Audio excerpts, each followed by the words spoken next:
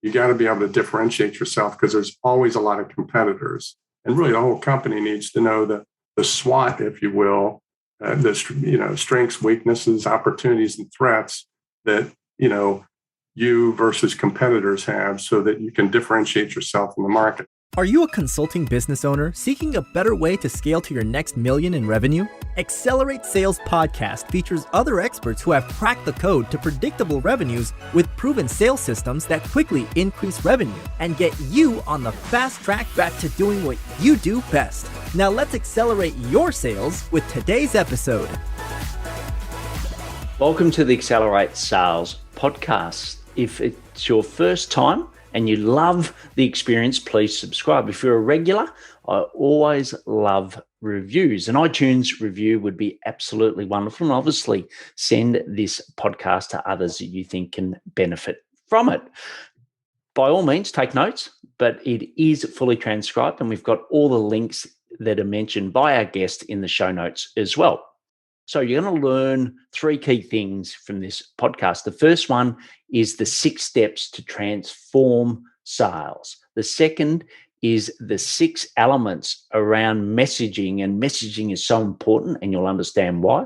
And lastly, some of the sales enablement technology that once was for the big guys, but now you can use it in your consulting business. So our guest has 35 years of technology experience, mainly in revenue growth. They took, they're part of the executive team that took a business from $300 million to $1 billion and a successful exit, and have also had other roles where they went from a $23 million business to a $300 million business and a successful exit. So a lot of experience and practical experience on this show. So what I'm going to do now is hand you over to Craig Potts from Orchid Black. Welcome, Craig Potts from Orchid Black, to the Accelerate Sales Podcast. Great to have you here, Craig. Great to be here, Paul. Thank you. Yeah, look, I always love to start off with, who are the clients that you love to work with? Yeah, well, thanks for asking. So at Orchid Black, kind of the market and client base that we focus on are early growth stage companies. They're typically founder-led. Owner, CEO don't have seed capital. It's mostly their own money. From time to time, may have some angel money or other family money. No other institutional investment, venture capital money, or private equity-based money. They're tech-focused, and they're targeted by, they have focus on typically targeted industries, and they're typically between about 2 and 40, 50 million in revenue. So that's our ideal client profile. And the CEO founder is also basically kind of said that, look, he's looking for help. He's looking for help to grow the revenue of his company, he or she. They're looking to potentially exit the business as well, and they need the business to be operationalized. So, we're a collection of operators and boutique consulting expertise that can help people do that. And they're willing to listen and learn from a bunch of experienced operators. So that's kind of our ideal client profile, if you will. Great. And when you talk tech, I know that's a very broad sector, but is there any particular verticals that you look at? Yeah, not any particular verticals, but, a services company, consulting services companies, SaaS, software as a service, technology industry companies, but pretty much across the spectrum of, industries and solutions that those organizations sell to. Great. And what are some of the biggest problems that you help them solve? I know you mentioned a couple then, but just go into that a little deeper. Yeah, well, we kind of start out in our conversations and discovery with them, and talk about in terms of value creation fundamentals, and with the end result of trying to work with them in a few-week period to do a value creation assessment. And in that, the problems that we typically look for and solutions to those are making sure that there's like a product market fit, whether it be for a product or services as well. Are they positioned the correct way in the marketplace that they're going after the services they're trying to sell or the products they're trying to sell? They have kind of a staggered revenue history. They want to, figure out how to enhance their revenue. So, we have some patented practices that help to determine that.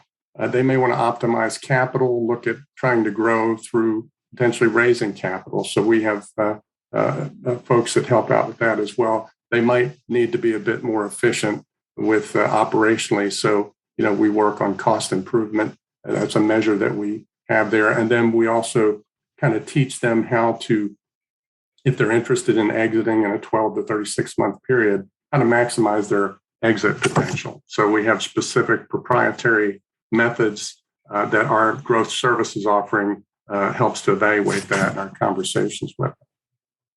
Great. And look, we'll definitely dig into the revenue component of the moment as per the name of the podcast. But I'm just interested.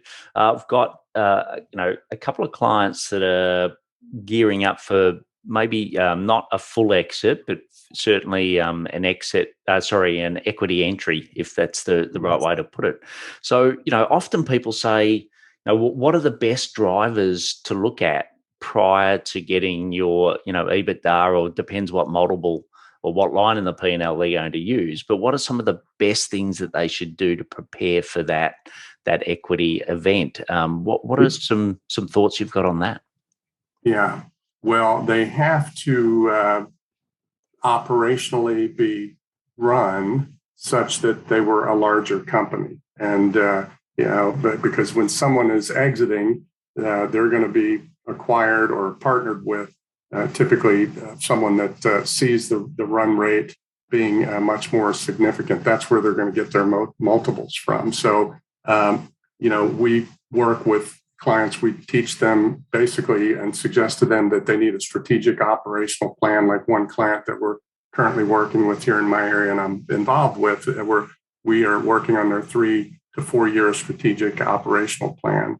And then, all the values, obstacles, and methods that they'll go through to get there. And this is kind of the first planning they've ever done, and they've already reached $5 million in revenue, for example. So it's kind of a new concept to them. And most of it is also around optimizing, revenue. So, for example, in this particular client, I won't name them because we're in the middle of the engagement. I'm a fractional leader. I take a position as a fractional revenue leader in the company to teach them best practices, help them to kind of manage the business until they can get it on their own using the different playbooks that will help them succeed. Great. Excellent. And I know that you've got 6 components of sales transformation, which obviously gets those turnaround and that results from a revenue perspective. What are the 6 elements? Great. Yeah, I'd love to talk to you about that. And I know we can dive in deeply on every one of them, but there's probably not enough time in this podcast. So you let me know which ones you want to dive into. But in my 35 years in the technology industry, I've kind of come across that every organization I've been in has some sort of sales transformation that it has to go to. And there's 6 key elements in the sales performance ecosystem, as I call it. And those are, sales force effectiveness, marketing alignment with marketing alignment, sales talent management, the people side of the business, the operational side of the business, the strategic side and sales force strategy side of the business. And then in the area of sales enablement, that's a key, very highly coined phrase over the past 10 years that didn't nearly exist until about 10 years ago. Yeah, well, I remember my days at Coca-Cola, we used it, but it was most companies that I went and consulted to after Coca-Cola, I was like, oh, okay, Coca sort of light years ahead of many companies. So, yeah, well, I'm sort of used to it from 20 years out, but it's become more prevalent. And just quickly, before we dive, I'd love to dive down on the last one, that sales enablement piece, make sure we give everyone value in the time we've got. But there is, I heard a podcast yesterday about the discussion that there should be, like a head of revenue now that sits across all of the revenue streams not just looking from a sales or marketing point of view. So you still might have your functional leads, but you've got someone that's looking at total revenue across the business. Have you guys got that in your playbook, or what's your view on having a role like that? Yes, and we see that role, and that role is typically called a chief revenue officer. Again, and that role was not even a position, so to speak, until probably 3 years ago at the most. And I personally have been a chief revenue officer a couple times at high growth type companies. So what you basically own there is, it's certainly a C-level, not just a sales type of role, but you've got marketing, lead generation, which sometimes falls in sales, sometimes marketing. You've got customer success, and it takes into the whole, the entire revenue stream of the business, maintenance, renewals and things like that as well. So, yeah, and it's funny when I heard it, the term, I actually thought, well, that's what most consultants, heads of consulting businesses are, right? They're effectively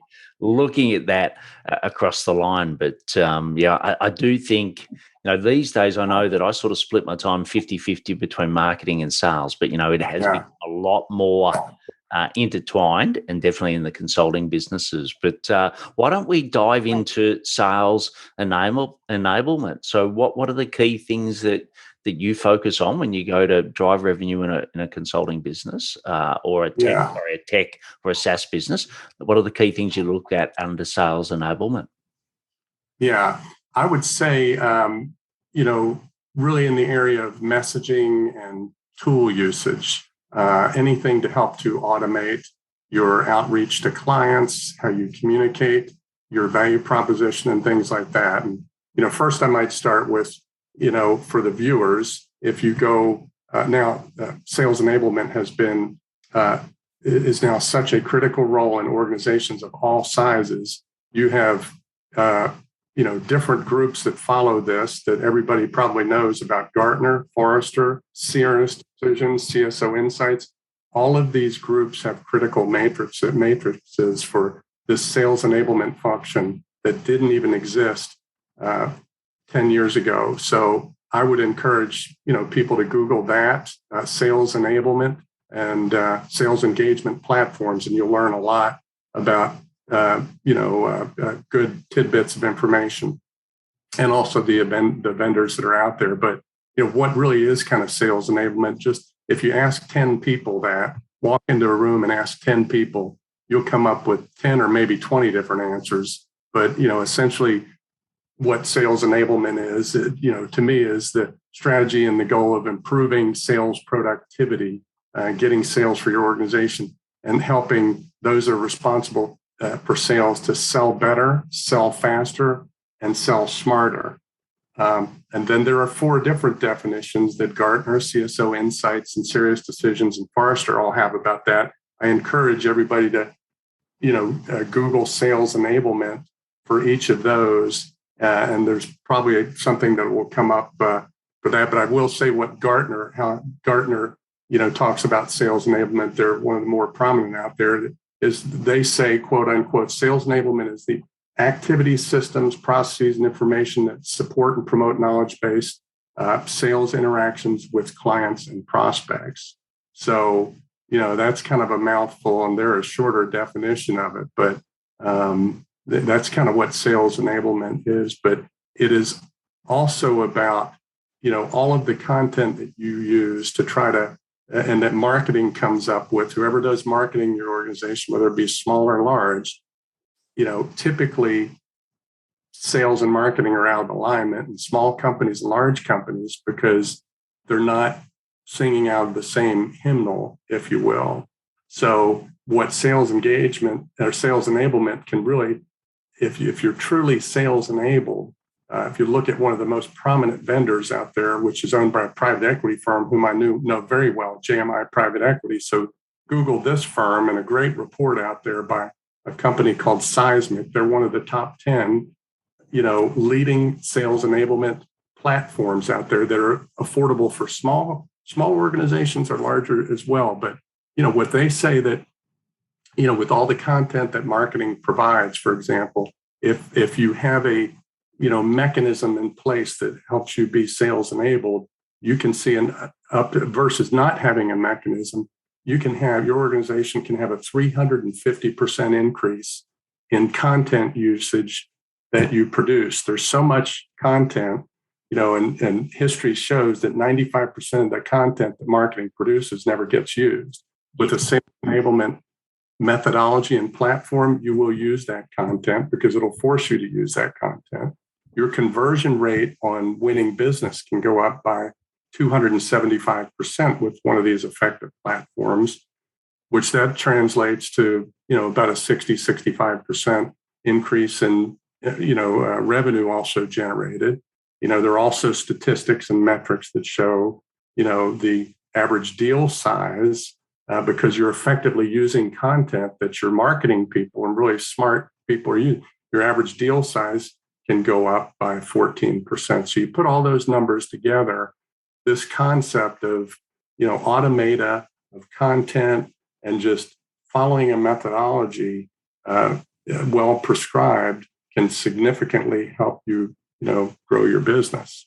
So right. that's and when you talk content, Craig, so for example, a lot of us use LinkedIn now as a great vehicle to have organic content, I should say. So how would sales enablement link into generating content on LinkedIn as an example? Yeah. Well, and content, that's a good point. That's another broad term. Yes. Yeah. Content is everything now. Content is a blog. Content is this podcast you're doing that, your clients and the viewers here can actually help to grow their business as well.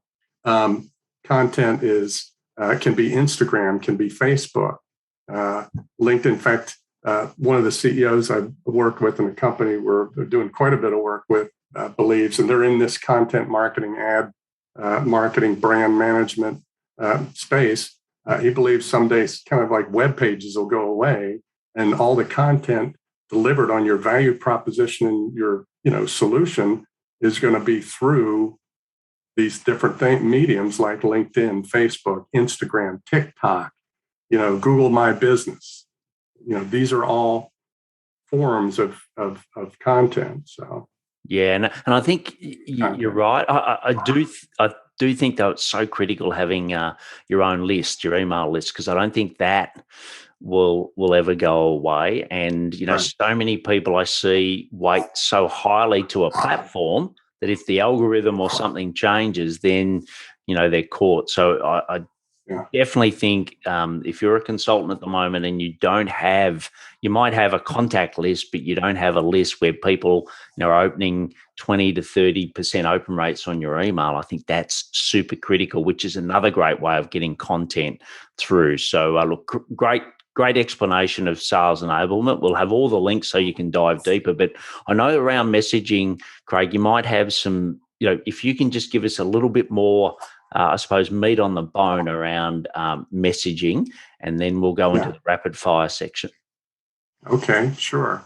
Yeah, and I'm about, I use sixes in a lot of things, either 3 points or 6 elements. And there are, 6 elements or components, let's call them, I believe, that every sales messaging framework should have. And that translates to, a sales enablement type of methodology and solution. So what are the six components? And I'll give these to the viewers here. Number one, the sales messaging framework that your organization needs to have is it's going to have you got to have a value driver. Purchasing decisions aren't just being made on product features alone. It's do they meet the needs of my organization, and am I understood? And does the person selling to me understand what I'm doing? So what's the value prop?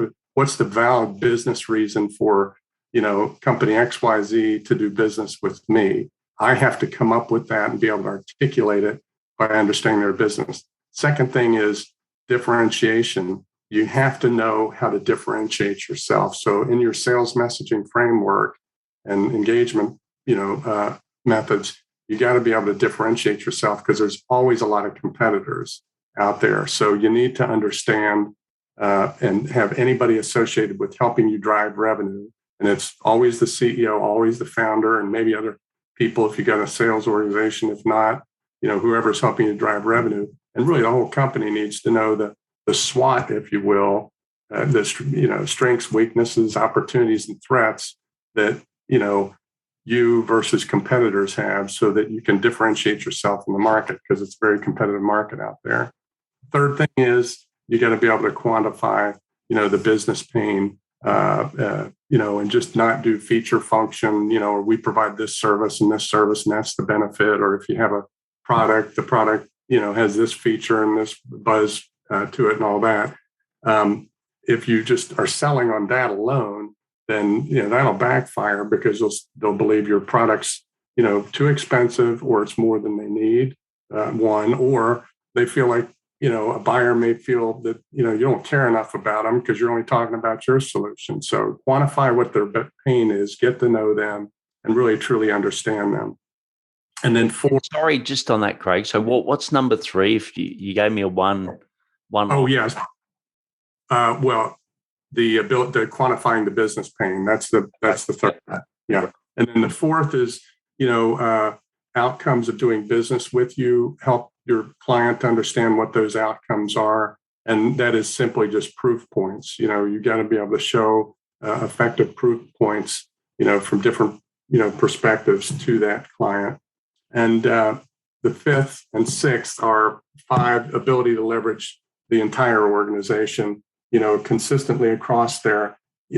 How do you drive the message through your entire organization so that everybody's lined up with the same message that you are, whether you're the CEO selling, the salesperson selling, the customer order entry person selling, everybody needs to be lined up, and lined up with that customer's organization as well. And the last and probably most important is, the owner of the business or executive or CEO or founder of your business has got to be able to manage this messaging, inspect it, and make sure that it's, effectively used throughout the organization. We, at an organization where I was a chief revenue officer of, went through a pretty significant sales transformation. This was a larger one, but applies to smaller organizations as well.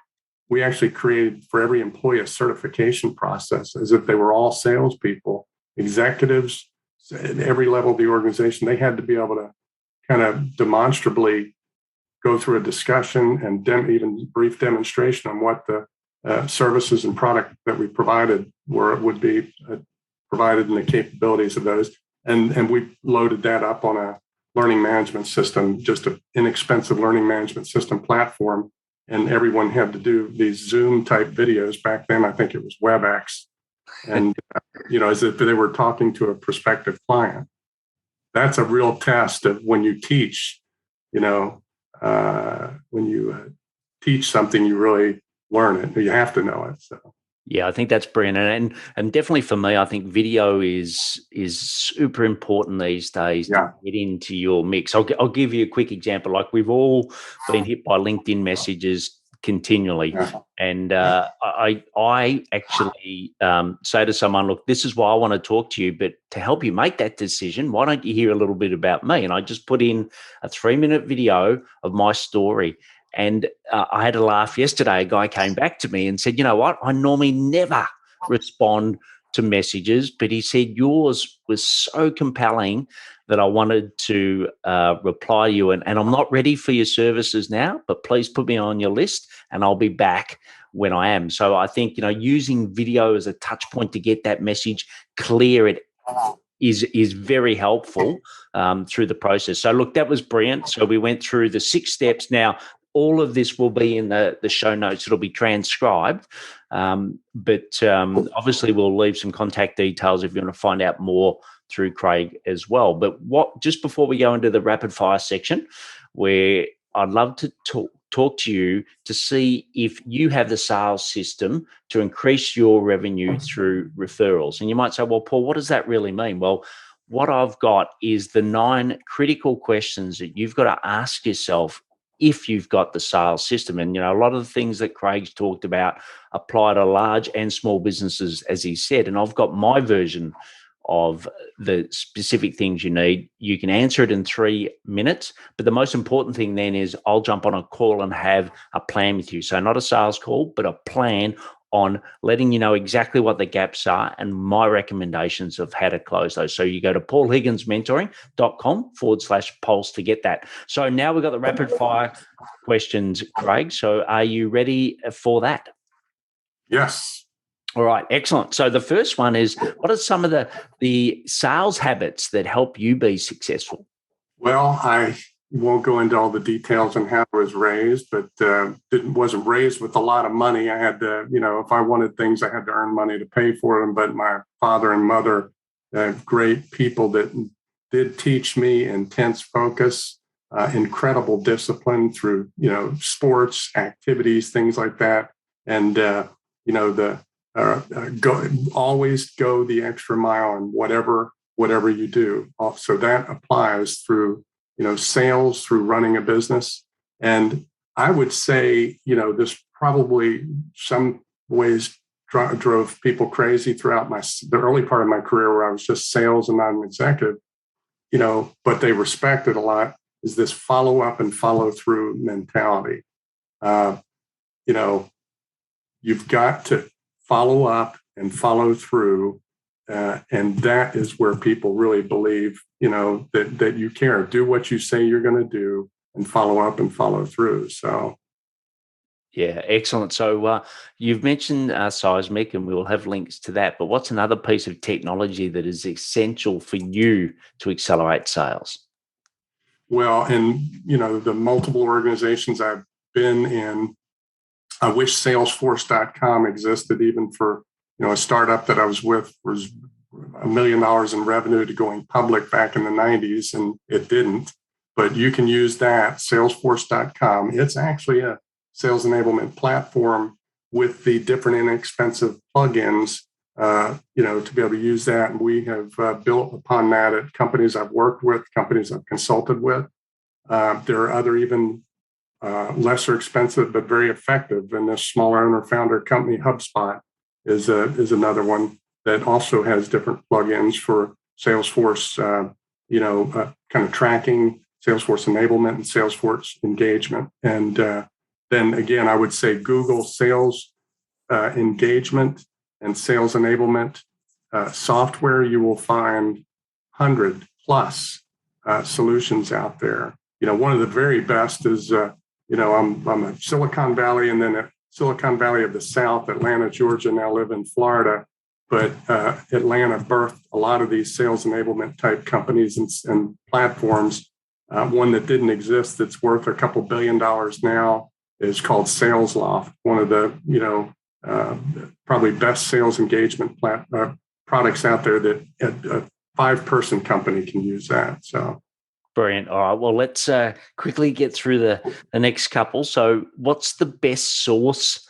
You've mentioned Google and a lot of the resources. What's the best source for you personally getting more information on how to improve sales? I would say that, for me, I go to, multiple different organizations and people, that require help as an operator to help to increase their sales. There are playbooks and things that you can quickly find, organizations that can help you find those that are, kind of step-by-step playbooks that can help you increase sales. And they do for me. I've got a collection of many of those that I share with owners and founders of companies. For those that can't afford, McKinsey and Bain type consultants and come in and spend $1 million or more to help them to increase their sales. Great. How do you give back? How do I give back? Personally, charitable organizations I'm part of. I'm a very strong man of faith, and give a lot to that organization that goes around the world to help many other people. And so time and money, my money, I've been very blessed to do well through the technology industry, and genuinely just being an empathetic person to care about others. Yeah, brilliant. And the last question is, you've given lots of great tips today, but if someone or us listening could take away one action to 10 times their sales, what would it be? Hire the right people. People are the key. So hire the right people, preferably that come from the right background, but make sure they have the right attitude, aptitude, and desire that fits, your business. They don't always have to have the experience and what you're actually selling, but the right people with the right attitude, aptitude, and desire. Yeah, brilliant. Excellent. Well, look, you can find out more about Craig and Orchid Black. You can go to www.orchid.black. Once again, we'll have the links in the show notes, and you can sign up to the newsletter to get a lot more information around sales enablement, but that sales transformation. And, if you're a smaller business, you're thinking, well, how can I benefit from that? Remember that, to have that game plan of where you're going. So, sometimes it's much easier to find out where people already are at that level, and then you can set your plan up. And I think that's an excellent example of what Craig and Orchid Black provide. So, Craig, been wonderful having you on today, and thanks for sharing your experience. Thank you, Paul. Very nice to join you, and I appreciate it. I really enjoyed that interview with Craig, and I was amazed at just the sales enablement, which was a term that we used at Coca-Cola years ago, now is accessible for all of us running consulting businesses. So that's very exciting. So what I want you to do is move your learnings today into action. So why don't you share it with somebody, and most importantly, share it with Craig. Tell him what you took out of this show. Just do that on the preferred social platforms, which for most of us, let's face it, is LinkedIn. Also, as I said, there's a transcription and also all the links that Craig mentioned, especially to a lot of those sales enablement tools. You may have 1, 10, or even 100 of your friends or people in your network that could benefit from this. Why not be a sales hero to them and share it with them? They would love you for it. Also, if you want to know that you've got a sales system to grow revenue through referrals, just go to paulhigginsmentoring.com/pulse. Please check out solo shows as well, where I deep dive into a topic for around 10 minutes. So please take action to accelerate your sales. I'm fired up after today's episode. What about you? But hey, before you go, learning is just one piece of the puzzle. Now it's time to put today's strategy into action. Head over now to today's show page at paulhigginsmentoring.com/podcast and share how you'll put it into action. Be sure to head over to your favorite podcast platform and subscribe, rate, and review the show. Tell me what your favorite episode is. And don't wait 1 minute more to gain access to your pulse check at paulhigginsmentoring.com. This could be the difference between struggling to get more leads and making this next quarter your best one yet.